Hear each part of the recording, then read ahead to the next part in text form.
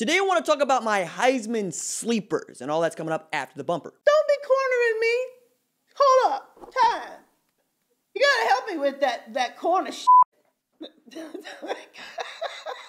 What's up, kinfolk? It's RJ Young. I am not on Step Mill. Consider hitting the like and subscribe button because I upload a video every single day. It's always college football related, sports related. We have a good time. Today, I want to talk about my top 10 Heisman sleepers, and I want to give a couple caveats here. Bijan Robinson is not a sleeper. Spencer Rattler is not a sleeper.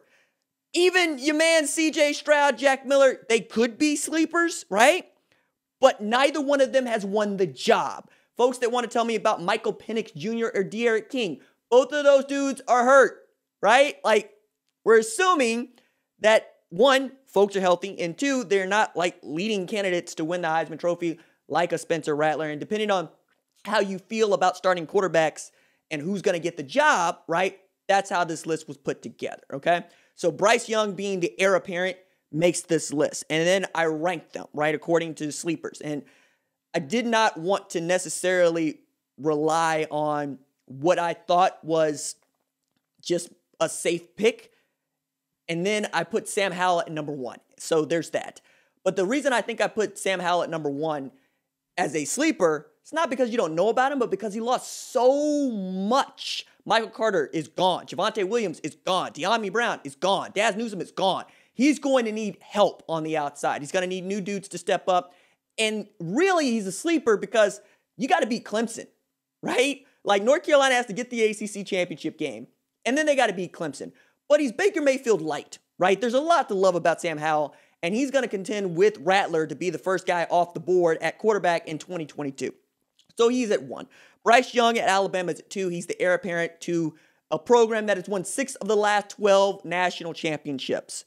He's also the number 2 rated player in the 2020 class behind DJ Uiagalelei, who I don't think of as a sleeper either. When you throw for 439 in South Bend on the road against number 4 Notre Dame, you're not a sleeper for anybody.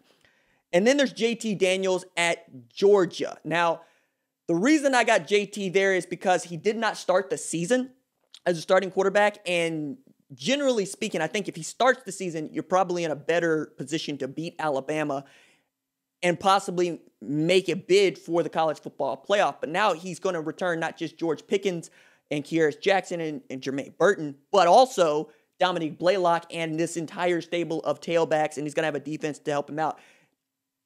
I really think that that dude could be legitimately awesome, but there's a lot of things he's going to have to figure out in the film room, and he's got time. Kyron Williams at number 4, simply because I think people were so keying in on Ian Book at Notre Dame that they forgot that Kyron Williams was a dude back there and that he was the engine that drove the offense. They have Cincinnati on the schedule. They have Wisconsin on the schedule. They get back to playing their independent schedule. He has an opportunity to get there. I got Derek Stingley Jr. at number 5 after a sophomore slump. I got him coming back with a vengeance, probably playing both ways. He's going to do a bunch of things for whoever the defensive coordinator is. And I believe that Derek Stingley Jr. is going to be cornerback number 1 taken off the board in 2022 and could be a top 5 pick. He's that good. Could be a defensive player winning the Heisman. And I got another defensive player here at number 6, Mike Rose. I enjoy Mike Rose. I mean, outside of Zaven Collins, and I thought he was the second best linebacker in all the country. And that includes the Woo Assassin at Notre Dame who won the Butkus Award. So Jeremiah Owusu-Koramoah, I thought Mike Rose was outstanding. 96 tackles, 5 interceptions, was in the top 15 in both of those stats for an Iowa State team that was competing for a Big 12 championship and won the Fiesta Bowl. Isaiah Spiller at number 7 out of A&M. I think he's going to be the engine that drives Jimbo Fisher's offense. Over 1,000 yards rushing, 5.5 yards per carry. There's just not enough people that know about him because Kellen Mond was getting all the attention at A&M last year. Garrett Wilson at number 8. There you go, Ohio State fans. I think that he's the best receiver among a super talented group of receivers. You heard me talk about what that stable could look like in 21, and Wilson's going to be the number 1 wide receiver for whether it's Stroud or Miller. So he's in there. Muhammad Ibrahim, Minnesota. That dude had over 1,000 yards rushing in 7 games, averaged 5.4 yards per carry, was a workhorse for PJ Fleck's Gophers, getting 26, 28, 30 carries a game. He's going to be right there. He's the best tailback that Minnesota's had since Lawrence Maroney. And then Kayvon Thibodeau at number 10. I really love Kayvon's game since I got to see him at the opening final as a high school senior. Been all about the Kayvon Thibodeau train. He had 9 sacks as a true freshman. He gets to play a full season this year. He gets Ohio State in a very big game. If he has a huge game against them, that's going to boost it. The way that people talked about Chase Young is the way that we could be talking about Kayvon Thibodeau. He is that talented, tremendous athlete coming off the edge. Mario Cristobal's defense can do so much with him. I know losing Andy Avalos is probably going to change some of the scheme, but I don't think it's going to change a ton of the scheme.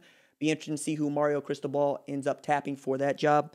But those were the 10 that I went through. Also, like, Klatt put out his top 5 Heisman finalist contenders, and I didn't want to do that, right? Because there's dudes on his list that aren't sleepers, right? Like, it's not a sleeper list. It's just a top 5.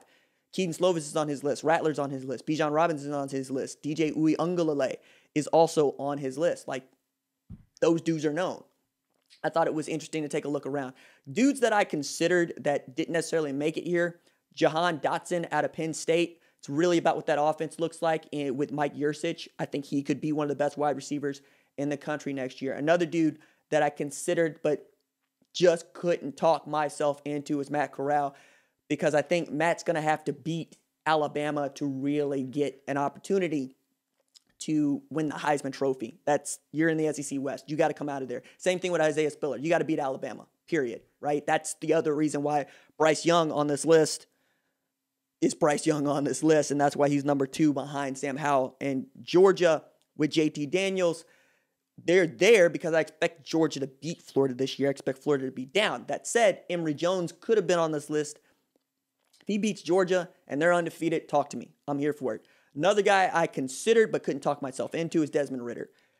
Just because trying to get a group of 5 player in the Heisman finalists, like just invited to the Heisman ceremony, is a tremendous win, right? One winning it, I don't think we would allow for that, right? I'd be here for it, but I don't think we would allow for it. So that's why I don't have him as a sleeper. Like, he could throw for 5,000 yards and 60 touchdowns and probably still not win the Heisman Trophy because he plays an American Conference schedule. However, he beats Notre Dame, he beats Indiana, and their top 25 teams at the time. He could give that narrative a run for its money.